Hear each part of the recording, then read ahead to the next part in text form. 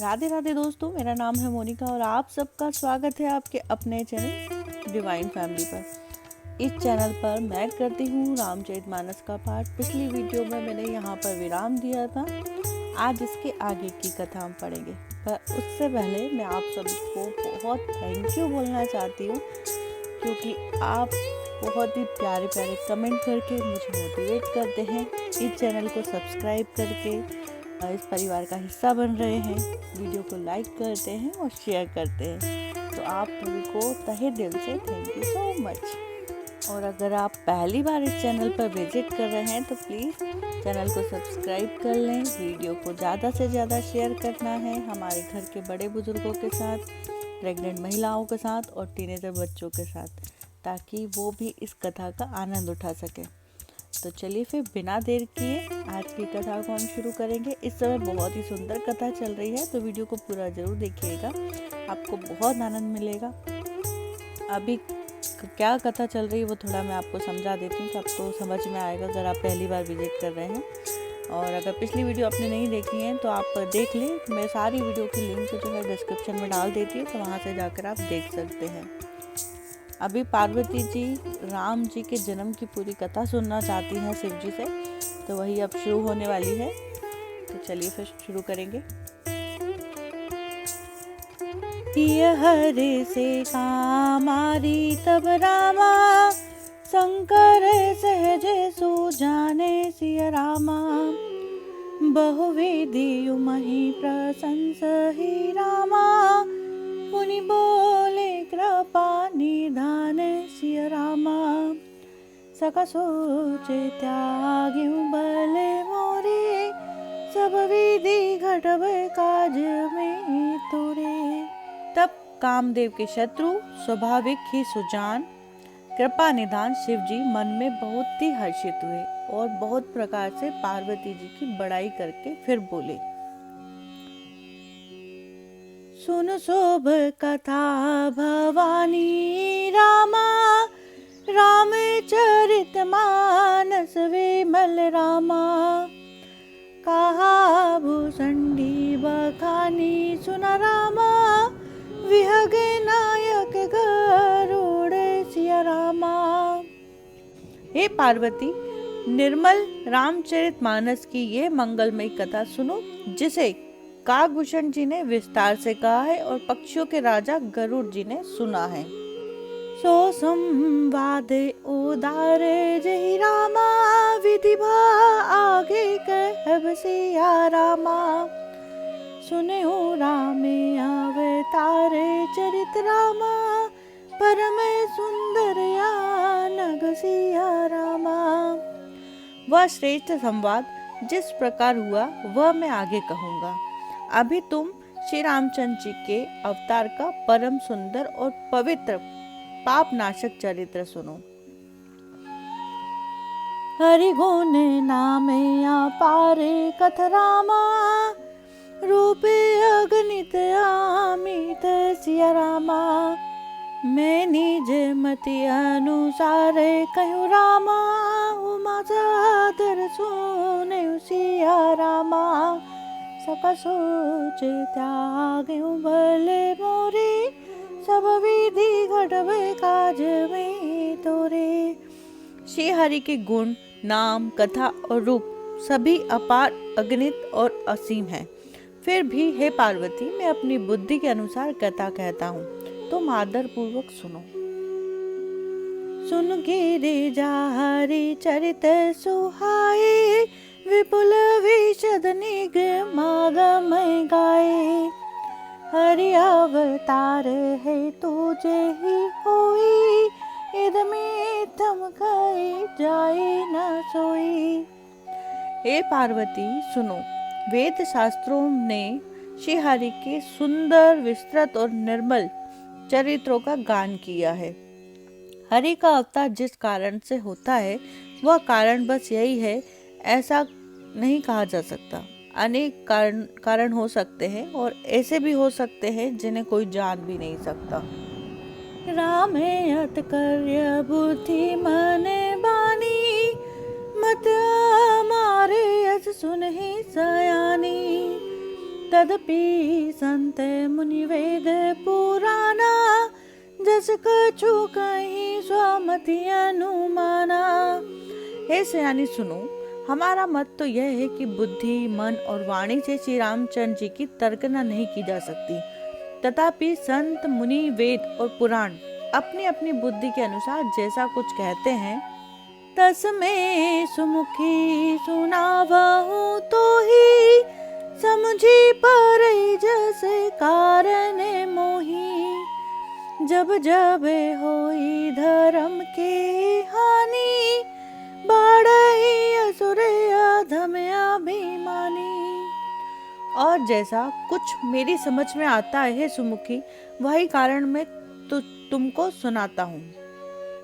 जब जब धर्म का ह्रास होता है और नीच अभिमानी राक्षस बढ़ जाते हैं, करही अनीति जाई नहीं बरनी, सिद्धि विप्रधेनु सुर धरनी। तब तब प्रभु धरि विविध शरीरा, हरहि कृपा निधि सज्जन पीरा। और वे ऐसा अन्याय करते हैं कि जिसका वर्णन नहीं हो सकता, तथा ब्राह्मण, गो देवता और पृथ्वी कष्ट पाते हैं। तब तब वे कृपा निधान प्रभु भांति भांति के शरीर धारण कर सज्जनों की पीड़ा हरते हैं। असुर मारी था पैसुरन रामा, राखई निज श्रुति से तो सिया रामा। जग विस्तारहि विशद जस रामा, राम जन्म कर हेतु सिया रामा। वे असुरों को मारकर देवताओं को स्थापित करते हैं और अपने श्वास रूप वेदों की मर्यादा की रक्षा करते हैं और जगत में अपना निर्मल यश फैलाते हैं। श्री रामचंद्र जी के अवतार का यह कारण है। सोई जैसे गाई भगत भव तरही, कृपा सिंधु जन हित तनु धरे। राम जन्म के हेतु अनेका, परम विचित्र एक देखा। उसी यश को गा गा कर भक्तजन भाव सागर से तर जाते हैं। कृपा सागर भगवान भक्तों के हित के लिए शरीर धारण करते हैं। श्री रामचंद्र जी के जन्म लेने के अनेक कारण हैं, जो एक से बढ़कर एक विचित्र है। जन्म एक दुई कहूँ बखानी, सावधान सुनु सुमति भवानी। द्वार पाले हरि के प्रिय दो, जय रो विजय जाने सबको। हे सुंदर बुद्धि वाली भवानी, मैं उनके दो एक जन्मों का विस्तार से वर्णन करता हूँ। तुम सावधान होकर सुनो। श्री हरि के जय और विजय दो प्यारे द्वारपाल हैं, जिनको सब कोई जानता है। अब देखिए, यहाँ पे भगवान भोलेनाथ जो है वो वर्णन कर रहे हैं कि किन किन कारणों से भगवान ने धरती पर जन्म लिया था। उसमें से एक कारण वो भी सुना रहे हैं। तो यहाँ पे वो बता रहे हैं कि जय और विजय उनके जो द्वारपाल है, अब उनकी कहानी शुरू हो रही है। विप्र श्राप ते दुनहु भाई, तामस असुर देह तिन पाई। कनक कसिपु अरु हाटक लोचन, जगत विदित सौरपति मद मोचन। उन दोनों भाइयों ने ब्राह्मण मतलब सनकादि के शाप से असुरों का तामसी शरीर पाया। एक का नाम था हिरण्यकशिपु और दूसरे का नाम था हिरण्याक्ष। ये देवराज इंद्र के गर्व को छुड़ाने वाले सारे जगत में प्रसिद्ध हुए। विजयी समर वीर विख्याता, धरि बराह बुइक निपाता। होई नर हरि दूसर पुनि मारा, जन प्रहलाद सूजस विस्तारा। वे युद्ध में विजय पाने वाले विख्यात वीर थे। इनमें से एक हिरण्याक्ष को भगवान ने मतलब वराह सुअर का शरीर धारण करके मारा। फिर दूसरे हिरण्यकशिपु का नरसिंह रूप धारण करके वध किया और अपने भक्त प्रहलाद का सुंदर यश फैलाया। भय निशाचर जाई ते रामा, महावीर बलवाने करण रावण सुबट रामा, सुर बीजे जग जाने सिया रामा। सका सोच त्याग्यों भले मोरे, सब विधि घटवे काज में तोरे। वे ही दोनों जाकर देवताओं को जीतने वाले तथा बड़े योद्धा रावण और कुंभकर्ण नामक बड़े बलवान और महावीर राक्षस हुए, जिन्हें सारा जगत जानता है। देखिए, जो भगवान के द्वारपाल थे जय और विजय, पहले उन्होंने हिरण्यकशिपु और हिरण्याक्ष नाम के राक्षस बने वो, उसके बाद वो रावण और कुंभकर्ण बने। मुकुत ना भय हाते भगवाना, तिनि जन्म द्विज वचन प्रवाना। एक बार तीन के हित लागी, धरयो शरीर भगत अनुरागी। भगवान के द्वारा मारे जाने पर भी वे हिरण्याक्ष और हिरण्यकशिपु इसलिए मुक्त नहीं हुए कि ब्राह्मण के वचन मतलब शाप का प्रमाण 3 जन्म के लिए था। अतः एक बार उनके कल्याण के लिए भक्त प्रेमी भगवान ने फिर अवतार लिया। देखिए, यहाँ पे कुछ लोगों का प्रश्न हो सकता है कि जब हिरण्याक्ष और हिरण्यकशिपु भगवान के हाथों से मरे थे तो उनका मोक्ष क्यों नहीं हुआ। तो यहाँ पे भगवान भोलेनाथ इन्हीं प्रश्नों के उत्तर दे रहे हैं कि जो सनकादि ऋषि थे, मतलब जो ब्राह्मण थे जिन्होंने श्राप दिया था जय विजय को, भगवान के द्वारपालों को, उन्होंने 3 जन्म का श्राप दिया था कि 3 जन्म तक वो राक्षस बनेंगे। तो इसी कारण से उन भगवान के हाथों मारे जाने पर भी उनका मोक्ष नहीं हुआ। कश्यप अदिति ताहाँ पितु माता, दशरथ कौशल्या विख्याता। एक कल्प एहि विधि अवतारा, चरित पवित्र की संसारा। वहाँ उस अवतार में कश्यप और अदिति उनके माता पिता हुए, जो दशरथ और कौशल्या के नाम से प्रसिद्ध थे।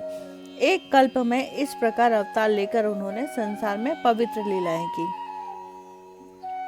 एक कल्प सूर देखी दुखारे, समर जलंधर सन सब हारे।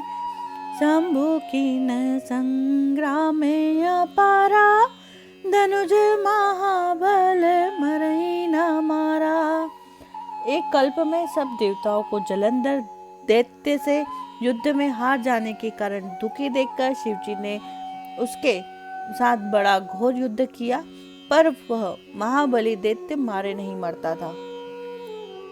परम सती असुराधिप नारी, तेहि बल ताहि ना जितहि पुरारी।